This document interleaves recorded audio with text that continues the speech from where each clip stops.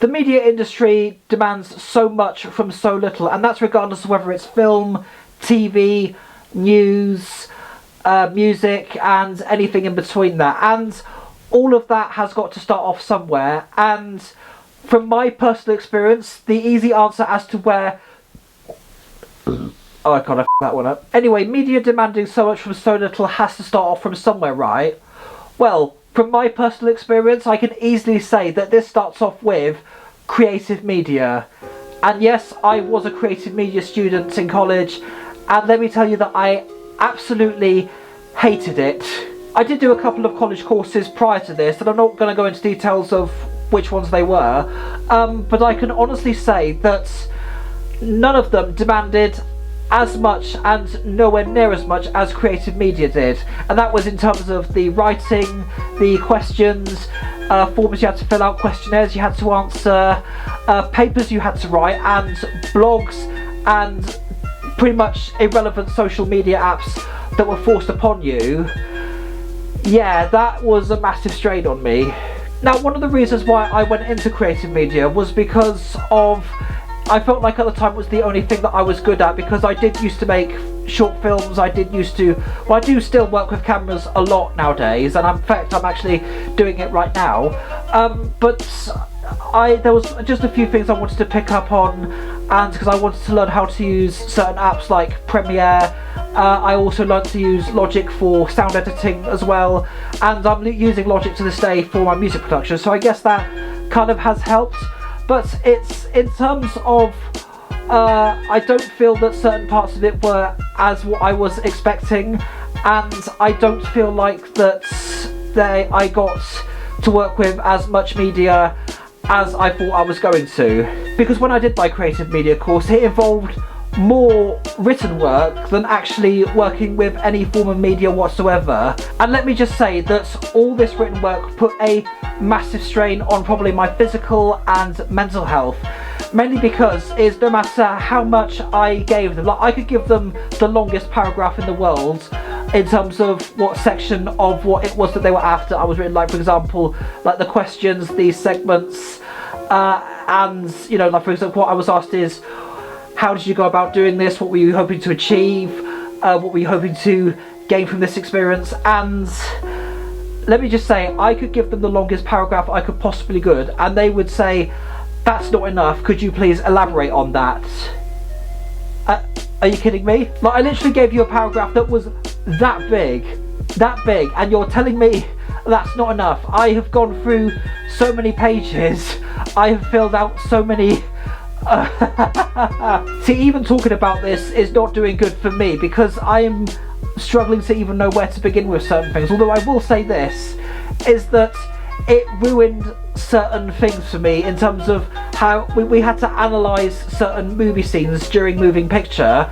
Like, I'm sure that you've seen that scene from Jurassic Park where they're like standing outside from under the Jeep and seeing the dinosaurs walking into the river. It's been a while since I've actually seen Jurassic Park, and that scene in creative media ruined it, because it is quite an impactful scene for many avid movie watchers, but every time I look at that, I just can't help but think of the interrogation that we all faced in the room. Like for example, look at the look on their faces. How do you think they're feeling? How do you think they're going to deal with the situation? What do you think they're going to do now that they've seen the dinosaurs? What does this face tell you about them? What are you getting from this face? It was just endless questions about their faces. It was just a lot of these things that you don't typically think about when you're watching films, and it's a bit like it turns into such a iconic scene into complete and utter question time. And when I say demanding so much from so little, I am not even exaggerating on that, because let's say you told a joke, because normally in school, if you told a joke, you would get told off by the teacher. However, if you told a joke in creative media, you have to do a written segment in your piece of paper or document about that specific joke. Even if it has absolutely nothing to do with the assignment, you still would have to include it in. Because let's say you made a why did the chicken cross the road joke, and not that you would in college, because if you did, then you're basically bait for bullies, and I speak from experience, by the way. But let's say you made a joke about why the chicken crossed the road, you would have to include a separate segment in the assignment relating to that joke. For example, what was the chicken hoping to cross the road? What did the chicken do after he crossed the road? What was the chicken hoping to benefit from crossing the road? How would the chicken educate others in crossing the road? And that is not even an exaggeration. Literally any joke that I ever told or anybody else in the room ever told would literally have to do a written segment in the assignment and pretty much have to analyse the joke and answer questions relating to the joke. And I'm like, what are you even on about, man? I was just making a joke. And when it came to the actual media work, there was a lot of scrutineering when it gets viewed by the lecturer. You get interrogated, you get a lot of things pointed out to you, like, I don't like that, but I do like the fact that you could do that. So you like it or you don't like it, and then make up your mind. Maybe it needs a bit more of this, maybe you couldn't do with using that. And then it's like you kind of had to like analyse your own work, and I don't really want to kind of give some examples of that because it could give away some personal information regarding to the work that I've done in that creative media course, and I don't really want to give out certain things. And they even demanded this kind of stuff from, of all things, a trip to Disneyland, which thank God I didn't go on, because all that would do was just pile up on the massive amount of work that I had right in front of my eyes. Because as much as I would love to go back to Disneyland again, I went in the early 2000s and loved it, and would love to have gone back again. And you know, given a bit of a long, it was well over a decade since I last went.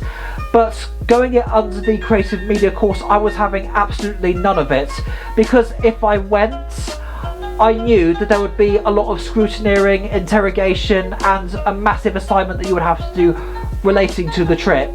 Because even my parents found out that they were going to Disneyland, and when I said no, they were like, but are you sure you love Disneyland? And there was like, and no matter how many times I told them no, I don't want to go with the course, they just on multiple occasions wouldn't take no for an answer.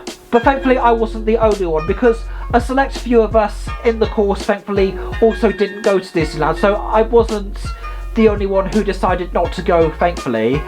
And when eventually the group that did go come back, I was absolutely right, and what I predicted was going to happen as soon as they came back was true. Because in the Facebook group for this course, yes, you did actually have to write a very long assignment about your trip to Disneyland, and you had to answer questions that you would not normally ask yourself when you've gone on a trip like this. It was like, what were you hoping to benefit from the trip? What were you hoping to gain from this? What do you expect to do moving forwards? And a bunch of endless lists of questions that is not the kind of thing that you would think about, or you would ask. You wouldn't even ask other people these kind of questions if they went on to a trip to Disneyland. Although I will say this, I do feel like during my creative media course I kind of let myself go a little bit, and there were quite a few people who didn't understand the assignments, and me having the experience with media, like for example video editing software, cameras, the kind of stuff that I had experience with prior to the event, I kind of lost it a little bit with some of my fellow students. Like, I ended up raising my voice, I ended up saying things that I've not normally ever said to them, and I would usually have this I would usually be in the situation where if I kind of lost my cool with somebody, because Snapchat was very big at the time, and I have ended up on Snapchat and pretty much spread it, because the other thing, because some of the students on this course kind of made a big deal out of absolutely everything. Like, I remember going to McDonald's throughout this span while I was on the course. I had 2 ice cream cones, one for me and one for a friend I was carrying. One of my fellow classmates took a photo of me holding these 2 ice creams. I made such a big deal out of it. I'm like, I was just holding 2 ice creams. What is there to make a big deal out of this? But there were a lot of things I wish I did differently during my creative media course.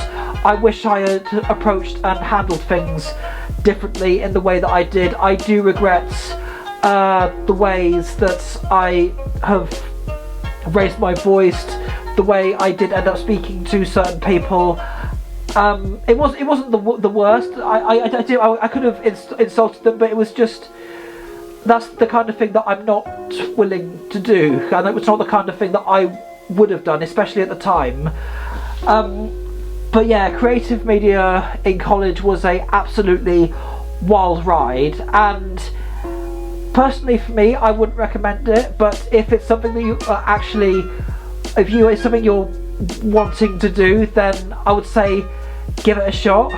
But just from my experience alone, I would never do anything like creative media again, and I didn't want anything to do with any form of education ever since then, whether that be apprenticeships or anything else to do with the education department. Anyway, that's pretty much it for this video. This was just something that I've been thinking about filming for quite a while, and it's a thing that I did completely unscripted, so I may have said a few things and kind of lost sense of what to say during this video, but I thought about this for a while, and I thought, while I've got the camera set up and I didn't really know what else to film other than the Willy Wonka chocolate video from last time, I thought, why not, let's do it and just see where things go from here.